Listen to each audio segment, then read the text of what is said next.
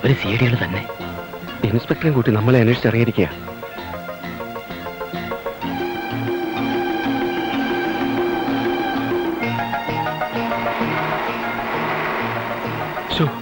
എന്റെ കർത്താവേ, നമ്മളെ കണ്ടെന്നാ തോന്നുന്നേ.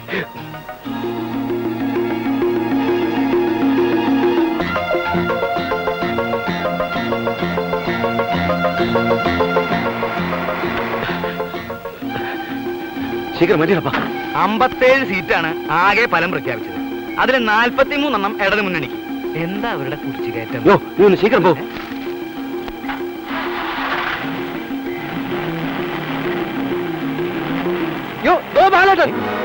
നമ്മളെ ചൂണ്ടിക്കാട്ടി കഴിഞ്ഞു. തിരിഞ്ഞു നോക്കാം. വണ്ടി വേഗം വിടൂ. ഒന്ന് വേഗം വണ്ടി വിടൂ. വരൂ, നമുക്കൊരു ഫോളോ ചെയ്യാം.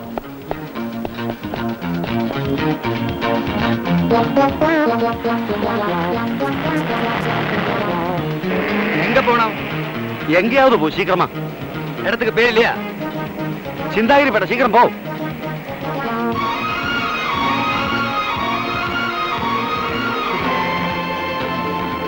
ഒന്ന് തിരിഞ്ഞു നോക്കാം. വണ്ടി വേഗം വിടൂ. എന്താ ഇത്ര തിരക്ക്? വല്ലവന് കാറ്റ് പോയോ? എന്റെ കർത്താവേ, സ്പീഡ് പോരാ. ഒന്ന് വേഗം വിടൂ. അതെ, ഇത്തിരി പ്രായക്കൂടുതലുള്ള വണ്ടിയാ. ചെറുപ്പക്കാരെ പോലെ അത്ര പെട്ടെന്ന് ഓടാൻ പറ്റില്ല.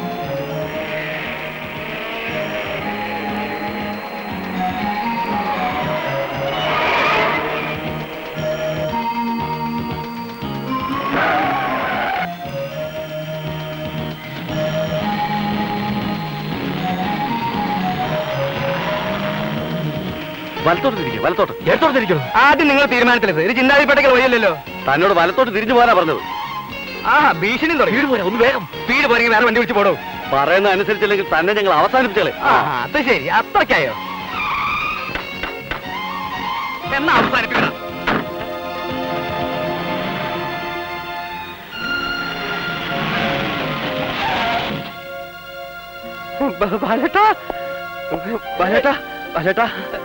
താനാരാ?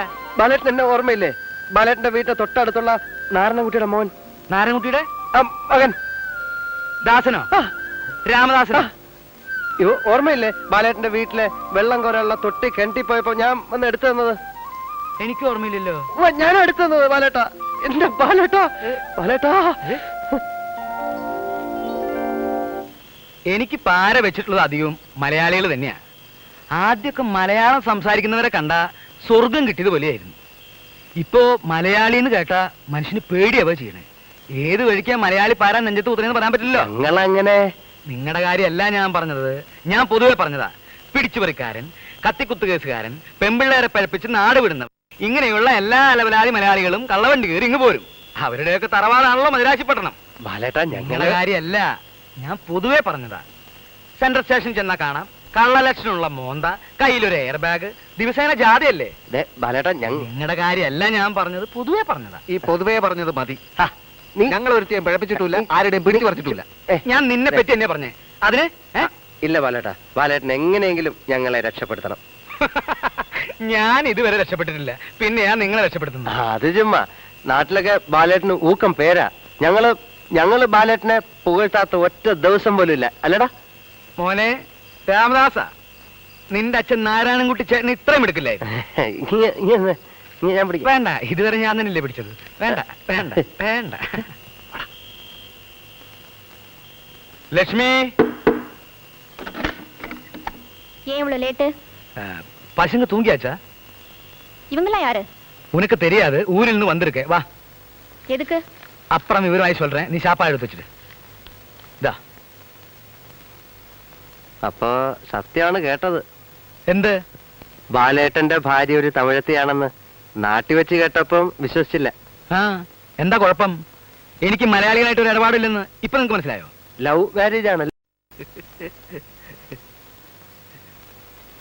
എന്ത് മാരേജിനാവട്ടെ, നിങ്ങൾ അടുത്ത പരിപാടി എന്താ? നാളെ തന്നെ സ്ഥലം വിടല്ലേ? ഇത് ബാലേട്ടന്റെ സ്വന്തം വീടല്ലേ, നല്ല സൗകര്യം.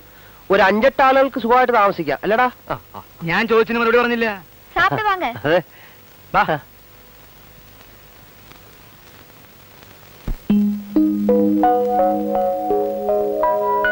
നാളെ കാലത്ത് 11:15 വണ്ടിയുണ്ട് നാട്ടിലേക്ക്.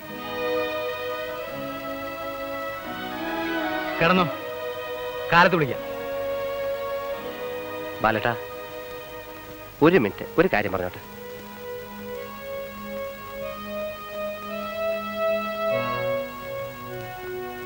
ബാലേട്ടാ, അത് വെറുതെ മനുഷ്യനെ തൊന്തരപ്പെടുത്തല്ലേ.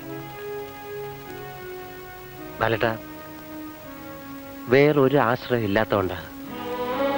അച്ഛൻ മരിച്ച പിന്നെ സ്ഥിതിയൊക്കെ വളരെ മോശമായി. എന്നെ പഠിപ്പിക്കാൻ വേണ്ടി ഉണ്ടായിരുന്ന കിടപ്പാടം വരെ അമ്മയ്ക്ക് വിൽക്കേണ്ടി വന്നു.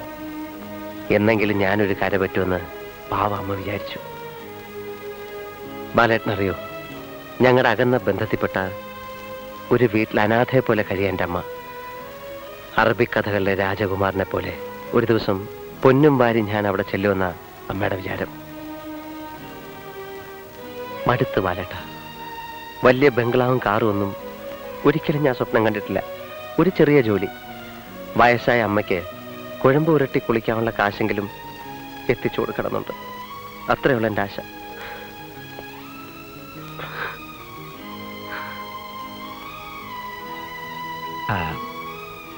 പോയി കിടന്നുറങ്ങ്. ഏതായാലും നേരം വിളിക്കട്ടെ.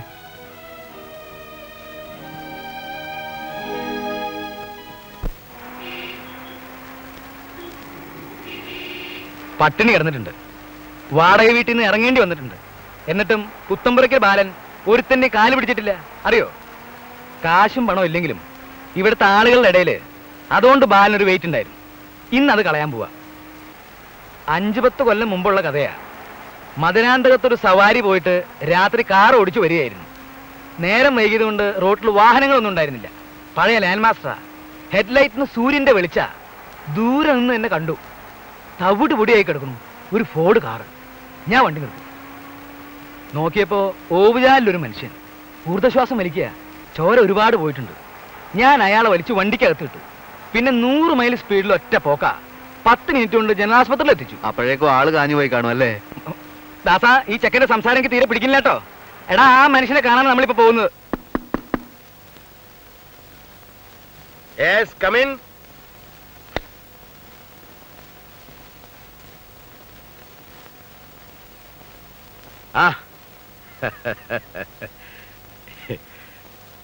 എന്തൊക്കെയാണ് ബാല, ഈ പാവപ്പെട്ടവനൊക്കെ താൻ മറന്നു കാണുമെന്നാ കരുതിയത്. അയ്യോ, പല പ്രാരാബ്ദങ്ങളായിട്ട് നടക്കുകയാണേ. പ്രാരാബ്ദോ? തനിക്കോ? ഞാനിവിടെ ഉള്ളപ്പോ നടക്കല. ഇവരൊക്കെ ആരാ? ഞാൻ ബുദ്ധിമുട്ടിപ്പിക്കുകയാണെങ്കിൽ ക്ഷമിക്കണം. താൻ കാര്യം പറ ബാല. എനിക്ക് വളരെ വേണ്ടപ്പെട്ട കുട്ടികളാ. പറഞ്ഞോ. എനിക്ക് വേറെ ആരോടും പറയാനില്ല. രണ്ടാൾക്കും എന്തെങ്കിലും ഒരു ജോലി.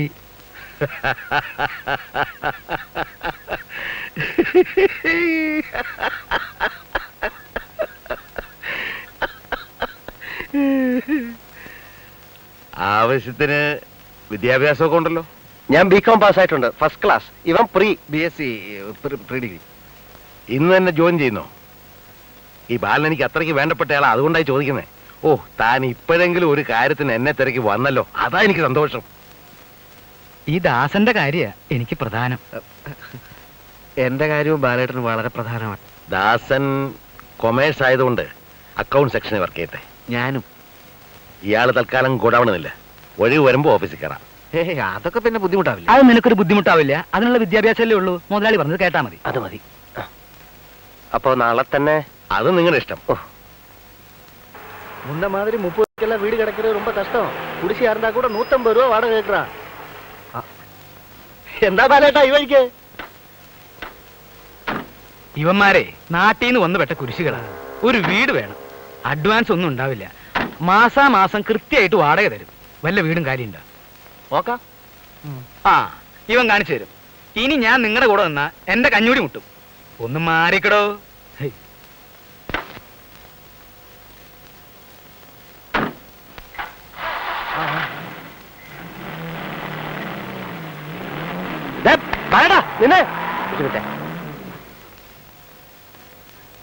അതെ, അവിടെ ഞങ്ങൾക്ക് എന്ത് ശമ്പളം കിട്ടും ബാലേട്ടാ? അതൊന്നും എനിക്കറിയില്ല. എന്തായാലും ഒരു 1000-1500 രൂപ കിട്ടുമായിരിക്കും അല്ലേ?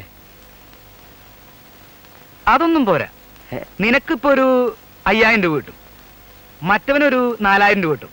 അപ്പോ രണ്ടാൾക്കും കൂടി 9000 രൂപ. എന്താ പോരെ? നിനക്ക് തലയ്ക്ക് വല്ല ഭ്രാന്തണ്ടാ? കൂടി വന്നാ ഒരു 500 രൂപ കിട്ടും. 500 രൂപ? അയ്യേ. സൗകര്യം ഉണ്ടെങ്കിൽ പോയാ മതി. അല്ല, ഞാൻ പിന്നെ ബാലേട്ടാ, ഉടുക്കാൻ വാങ്ങാനും കഞ്ഞി വെക്കാനും ഒക്കെ ആയിട്ട് ഒന്നുമില്ല കയ്യില്. പിന്നെ എന്തും കൊണ്ടാ ഇങ്ങ് പോന്നത്? രണ്ടടങ്ങഴി എരുടെ ചോറിനുള്ള ഒരു വയറും ഇളിഞ്ഞൊരു മോന്തയുണ്ട് സ്വന്തമായിട്ടല്ലേ? അതെ.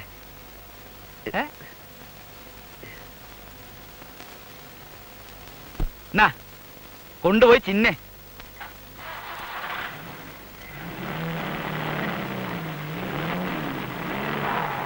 ഏത് ടൈപ്പ് വീട് വേണമെന്ന് ചോദിക്കുന്നു. ആ, വീട് നല്ല വീടായിരിക്കണം. ബെഡ്റൂം ഒന്ന് പോരല്ലേ?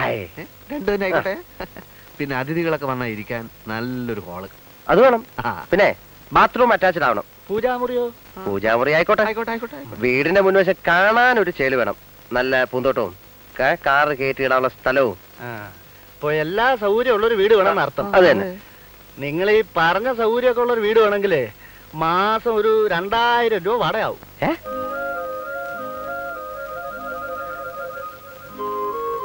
2000 രൂപയെ? അതെ. അത്രയും വാടക? പിന്നെ എത്ര കൊടുക്കാം? 1500. ഇനിയും താഴട്ടെ. 1000. കുറച്ചുകൂടെ താഴട്ടെ. 750. കുറച്ചുകൂടെ പോരട്ടെ. 500. അല്ല, കുറച്ചുകൂടെ താഴട്ടെ. ഇനി എവിടം വരെ താഴെ പറ. ഒരു 150 വരെ. 150. 2 ബെഡ്റൂം, ആ. പൂന്തോട്ടം, കാറ് കയറ്റിയിടാനുള്ള സ്ഥലം, ബാത്റൂം അറ്റാച്ച്ഡ്, AC, അതെ. 150 രൂപ വാടക. വാ, പറ്റിയ സ്ഥലമാണ്. ഈ വീടിന് 175 രൂപയാ ചോദിക്കുന്നത്. ഒരു 150-ന് ഞാൻ ശരിയാക്കി തരാം. നമ്മുടെ ബന്ധത്തിലുള്ള ഒരു വീടാ, നല്ല സൗകര്യമൊക്കെ ഉണ്ട്. നോക്കിയോ. ஆஹா, பிரமாதமா இருக்கேன்னா. நீங்க 2 பேரு தானே? இங்க சமையல் பண்ணலாம். ചമയല? ഓ, പറഞ്ഞ പോലെ തമിഴ് അത്ര വശമായിട്ടില്ല അല്ലേ? ചമയൽ എന്ന് വെച്ചാ പാചകം. അപ്പൊ ശരിക്കുള്ള അവിടുത്തെ ചമയൽ എന്താ പറയാ ഇവിടെ? എന്ത് ചമയല്? അപ്പൊ മലയാള വാക്കൊന്നും വലിയ വശമില്ലല്ലേ? എന്തൊന്ന് മലയാള ആസാനെ, എങ്ങനെയൊക്കെ പേടക്കണം, അത്ര തന്നെ. இந்த நாட்டு மக்களுக்காகத்தான் நாங்க இந்த மருத்துவமனையை இங்க கட்ட தீர்மானம் பண்ணியிருக்கோம். இது என்னுடைய தனிப்பட்ட நோக்கமல்ல. உங்கள் ஆரோக்கிய வளர்ச்சிக்காகவே அரசு இப்படி ஒரு முடிவெடுத்திருக்கிறது. எனவே நான் சொல்லுவது என்னவென்றால், இந்த இடம் பூராவும் அரசுக்கு சொந்தமானது. இங்க கட்டியிருக்கும் குடிசை மற்றும் வீடுகள் அத்தனையும் போன காலத்திலே பட்டா இல்லாமை கட்டப்பட்டது. அரசு இனிமேல் அதை அனுமதிக்க மாட்டார்கள். இந்த இடம் இப்போ எங்களுக்கு சேர்ந்தது. இங்கே குடியிருக்கும் மக்கள் அனைவரும் ഉടനെ കാലി പണി പോക വേണ്ടും. വീടുകളൊക്കെ കാലിയാണെന്നല്ലേ അയാൾ പറയുന്നത്? അതൊക്കെ അങ്ങനെ കിടക്കുന്നേ. ആര് കാലി ചെയ്യാനാ? ആരാ പ്രസംഗിക്കുന്ന ആള്? അവര് പെരിയ ആള്, സർക്കാരിലൊക്കെ നല്ല പിടിപാടാ. കോവൈ വെങ്കടേശനെ. വെങ്കടേശൻ പ്രശ്നം ഉണ്ടാക്കോ? ഒരു പ്രശ്നമില്ലെന്ന് ഞാനല്ലേ പറയുന്നത്. നിങ്ങൾ വാ, നമുക്ക് ഹൗസ് ഓണറെ കാണാം. വാന്ന് വാ.